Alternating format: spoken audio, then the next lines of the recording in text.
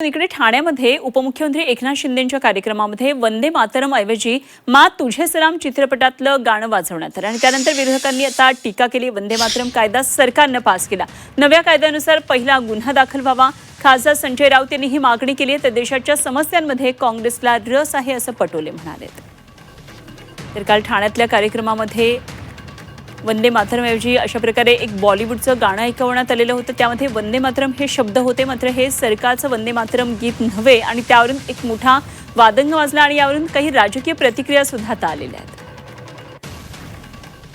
राष्ट्रगानाचा अपमान करण्यासंदर्भात एक विधेयक अमित शहा यांनी संसदेमध्ये मंजूर करून घेतलं। यापुढे जो वंदे मातरमचा अपमान करेल त्याला 7 वर्षाची सजा होईल।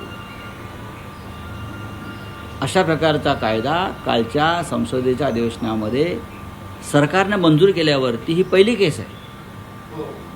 जरी पहिली केस असेल तर एक आदर्श कायद्याचं पालन करणारं सरकार म्हणून देवेंद्र फडणवीस यांनी आणि ठाण्याच्या पोलीस आयुक्तांनी वंदे मातरमचा जो काल अपमान झाला आपण म्हणताय त्या कार्यक्रमात ताबडतोब त्या कायद्यानुसार गुन्हा दाखल व्हायला पाहिजे ना। त्यांनी काही केलं कारण की ते आता सगळे वॉशिंग मशीनमध्ये आहेत। त्यामुळे भारतीय जनता पार्टी हे सगळे वॉशिंग मशीन मधली पार्टी आहे।